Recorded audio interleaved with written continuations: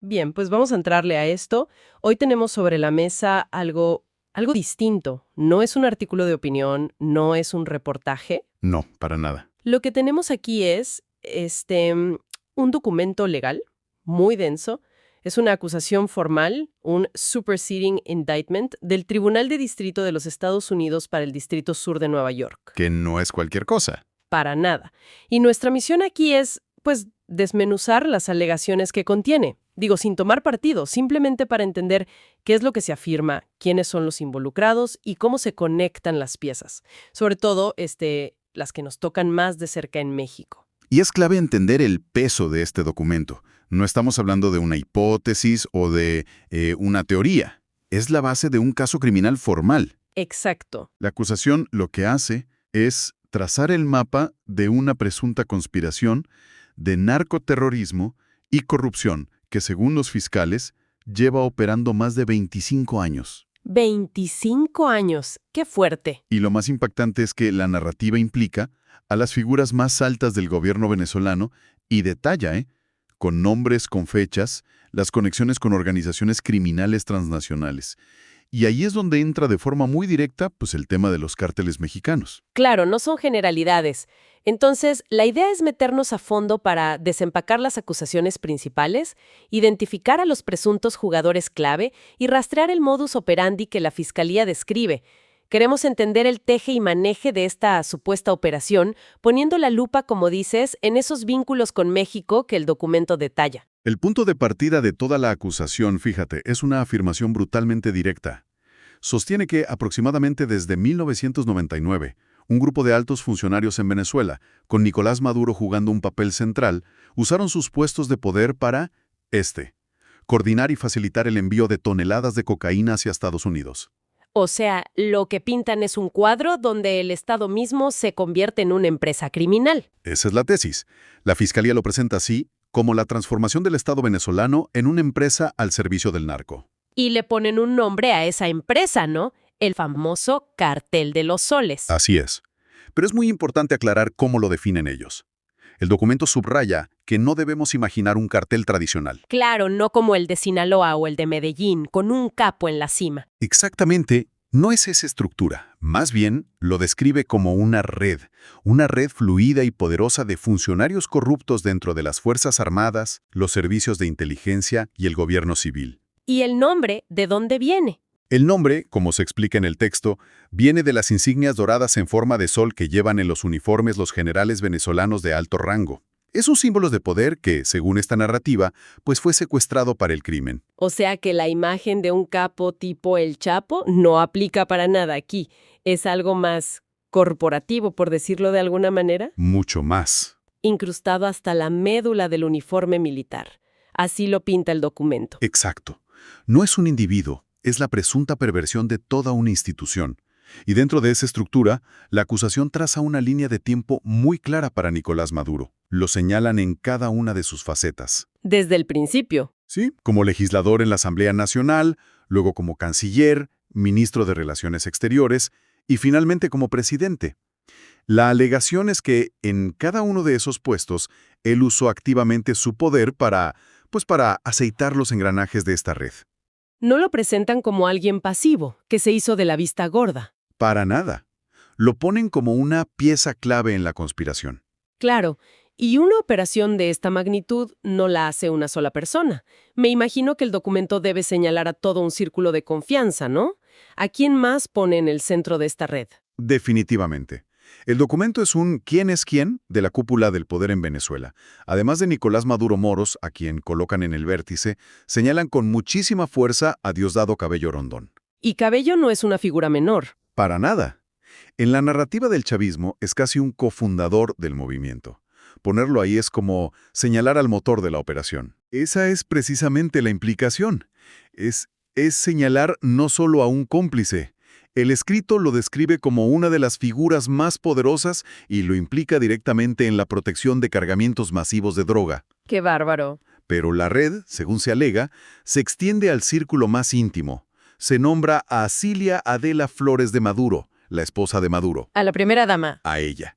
La acusación afirma que aceptó sobornos por cientos de miles de dólares a cambio de usar su influencia, por ejemplo, para regar una reunión entre un narcotraficante de alto perfil y el mismísimo jefe de la Oficina Antidrogas de Venezuela. O sea, la ironía total. Y bueno, si la esposa está implicada, no me sorprende que también aparezcan otros familiares. Correcto. Se menciona a Nicolás Ernesto Maduro Guerra, el hijo, mejor conocido como Nicolásito. ¿Y a él de qué lo acusan? A él se le acusa de algo muy específico: usar aviones de la petrolera estatal, de PDVSA, para mover paquetes que se presume eran drogas. La narrativa que construyen los fiscales es la de un clan familiar que usa los recursos del Estado como si fueran, pues, de su propiedad. Y la lista sigue, me imagino. La lista sigue. Se menciona a Ramón Rodríguez Chacín, exministro del Interior, acusado de proteger campamentos de las FARC en su propiedad, y hasta a Héctor Guerrero Flores, alias Niño Guerrero, líder de la megabanda criminal Tren de Aragua. ¡Wow! O sea que la red presuntamente se extendía desde los palacios hasta las cárceles. Esa es la imagen que pintan. Un control total. Ok, ya tenemos a los presuntos jugadores y el tablero. Ahora, la pieza que me parece fundamental, sobre todo para nuestra región, la conexión con México. El documento no habla de Venezuela como una isla, ¿cierto? Para nada. ¿Cómo describe ese puente con los cárteles mexicanos? A ver, aquí es donde la historia se vuelve transnacional y muy, muy concreta. La Fiscalía detalla lo que describe como alianzas estratégicas con dos de los nombres más pesados del narco en México: el Cártel de Sinaloa y los Zetas, los dos. Sí. Y el rol de Venezuela en esta alianza, según el escrito, no era de un simple punto de paso, ¿eh? Lo califican de refugio seguro y de plataforma logística indispensable. Un refugio seguro. O sea, el gobierno venezolano ponía la infraestructura, la protección, la impunidad. Eso es lo que se alega, que ellos ponían todo para que los cárteles mexicanos pudieran operar a gran escala. Y me imagino que no se quedan en la teoría. ¿Qué ejemplos específicos da el documento para sostener esa afirmación tan grave? Ofrece varios, y son muy detallados. Hablemos primero del caso de los Zetas, que la acusación sitúa entre 2003 y 2011. Ok. Se alega que establecieron una ruta marítima directa. Buques portacontenedores que zarpaban de Venezuela hacia puertos en México. Y las cantidades son de no creerse. Cada contenedor, según el texto, llevaba entre 5 y 20 toneladas de cocaína. 20 toneladas por contenedor. La escala es industrial. Completamente. Y todo con la supuesta protección de un grupo de altos mandos militares venezolanos a los que los traficantes se referían simplemente como los generales. Y supongo que el Cartel de Sinaloa también tiene su propio capítulo en esta historia. Por supuesto. Hay un apartado que se enfoca en el año 2011 y describe cómo Joaquín El Chapo Guzmán presuntamente financió una red de laboratorios de cocaína en la selva colombiana. Ok, pero el producto no iba directo a México. No, esa es la clave. La ruta era de Colombia a Venezuela por tierra, bajo la protección de las FARC y de un personaje clave llamado Hugo Carvajal Barrios, un general muy cercano a Maduro y Cabello. Venezuela funcionaba como el gran centro de acopio, la plataforma de lanzamiento segura hacia el norte. Exacto. Pero de todos los casos, creo que hay uno que de verdad parece sacado de una serie de televisión y que ilustra perfecto esta conexión, el del avión DC-9. Sin duda, es el ejemplo más espectacular. Ocurrió en 2006. Un avión DC-9 despega de Caracas, Venezuela, cargado con más de 5.5 toneladas de cocaína. 5,5 toneladas. Y su destino y punto de aterrizaje fue Ciudad del Carmen, en Campeche. En México. Aquí en México. Ahí las autoridades mexicanas lograron interceptarlo e incautar la droga. Pero bueno, la historia no acaba ahí. No, ahí es donde se pone bueno, ¿no? Porque la reacción a la incautación es lo que revela el verdadero negocio. Exacto. Aquí es donde entra la capa de la impunidad. Según la acusación, después de que México decomisara la droga, los traficantes le pagaron un soborno de $2.5 millones directamente a Diosdado Cabello. $2.5 millones. Y el objetivo del pago es lo más revelador de todo. O sea, para que quede claro, la lana no era para intentar recuperar la droga perdida. ¿O sí? No, para nada. El pago era para otra cosa. ¿Para qué? Era para comprar protección. para asegurarse de que los operadores en el aeropuerto de Maiquetía, en Venezuela, que habían permitido la salida del avión, no fueran arrestados ni investigados. Qué fuerte. El negocio, según lo pinta la Fiscalía, no era solo mover cocaína. El producto que presuntamente vendía Cabello era la impunidad garantizada por el Estado. Garantizar que, incluso si el plan fallaba, las piezas clave de la operación quedaban a salvo. Eso del avión es increíble. Y me hace pensar, si se aventaron a usar un avión entero, ¿qué otros métodos, quizás más sutiles, describe el documento para mover no solo la droga, sino la lana de regreso? Porque ese es siempre el otro gran reto del narco. El documento detalla una maquinaria muy sofisticada que supuestamente usaba todo el aparato estatal. Uno de los métodos más audaces que se describen es el de la cobertura diplomática. Cobertura diplomática. ¿A qué se refiere? Se acusa directamente a Maduro, durante su periodo como ministro de Relaciones Exteriores entre 2006 y 2008, de vender pasaportes diplomáticos a narcotraficantes. Pero iba mucho más allá de eso. Un momento. ¿Me estás diciendo que según la acusación usaban la inmunidad diplomática, el escudo sagrado de un Estado, para repatriar la lana del narco desde México? Eso es exactamente lo que alega la Fiscalía. El mecanismo descrito es de película. Maduro supuestamente llamaba a la embajada venezolana en México para anunciar la llegada de una misión diplomática en un avión privado. ¡Wow! Mientras los traficantes se reunían con el embajador para guardar las apariencias, su avión era cargado con millones de dólares en efectivo. Después, el avión regresaba a Venezuela como si fuera una misión oficial, protegido por la inmunidad y libre de cualquier inspección. Es usar el propio Estado como herramienta para lavar dinero. Es otro nivel. Y además de ese blindaje, se menciona el uso directo de bienes del Estado, como los aviones, ¿verdad? Sí, el caso de Nicolásito, el hijo de Maduro, es un ejemplo claro de eso. Se detalla cómo usaba un jet Falcon 900, propiedad de la petrolera estatal PDVSA, para sus viajes a la isla de Margarita. Pero el punto clave no es el viaje, ¿no? No. El punto clave que subraya el documento es que antes de que el avión despegara de la isla para regresar a Caracas, era cargado con grandes paquetes envueltos en cinta. Y esto, se alega, ocurría en presencia del propio Maduro Guerra. Y para que todo esto funcione, para mover aviones y paquetes, necesitas controlar la infraestructura clave, los aeropuertos. Fundamental. Y la acusación apunta directamente al hangar presidencial del aeropuerto de Maiquetía, el más importante del país. ¿El hangar presidencial? El mismo. Alegan que se usaba de forma recurrente para despachar cocaína. Citan, por ejemplo, un envío de 1.3 toneladas a París en 2013 que salió de allí.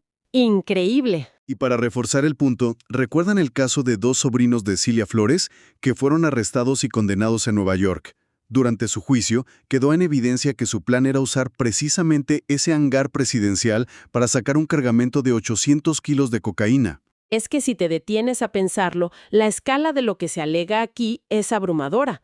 Lo que emerge de todo esto es un panorama donde la corrupción no es un error del sistema, sino que es el sistema mismo.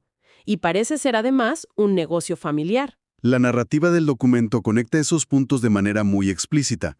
Por un lado tienes a Cilia Flores, la esposa, presuntamente aceptando sobornos para ser la intermediaria del poder. La facilitadora. No solo para reprimir a la oposición, sino como un brazo armado para proteger sus operaciones de narcotráfico y, pues, cobrar deudas. Y el caso de los sobrinos que mencionas le pone una cifra y un motivo político a todo esto, ¿no? Ese es un punto clave en la argumentación de la Fiscalía. Fíjate, durante su proceso judicial en Nueva York, los sobrinos afirmaron que el objetivo de su operación de narcotráfico era conseguir 20 millones de dólares. 20 millones. ¿Y para qué? El propósito, según ellos, financiar la campaña de su tía, Cilia Flores, a la Asamblea Nacional. Esto crea un círculo vicioso que el documento sugiere es el corazón de todo. El dinero del crimen se usa para mantener el poder político y el poder político se usa para proteger el crimen. Hay un último ejemplo de impunidad que me parece brutal y nos regresa a México, al avión de las 5.5 toneladas incautado en Campeche. La reacción de Maduro, según la acusación, lo dice todo. Es un cierre perfecto para entender la mentalidad que describen. El documento alega que la reacción de Maduro no fue de sorpresa ni de indignación. ¿Fue de enojo? De enojo con sus cómplices. Pero no los regañó por traficar droga, sino por ser descuidados, por usar el aeropuerto principal de Maiquetía poco después de que ya había habido un decomiso. O sea, el problema no era el qué, sino el cómo. Exactamente. Su instrucción, según el texto, fue que la próxima vez usaran otras rutas y aeropuertos secundarios que ya estaban establecidos para el narcotráfico. La preocupación no era detener el delito, sino mejorar la logística para no ser atrapados. Entonces, ¿qué nos deja todo esto? Hemos desmenuzado una acusación formal de Estados Unidos que dibuja una red de presunta corrupción y narcotráfico de una complejidad, pues, enorme. Una red que, según este documento, conecta al gobierno venezolano en sus más altos niveles con grupos armados y, de manera crucial, con los carteles más poderosos de México. Sí, en una operación que se habría mantenido por décadas. Lo que describe es algo más profundo. Una aparente reingeniería de las instituciones de un Estado para ponerlas al servicio de una empresa criminal a escala global. Es una acusación muy, muy grave. Gravísima.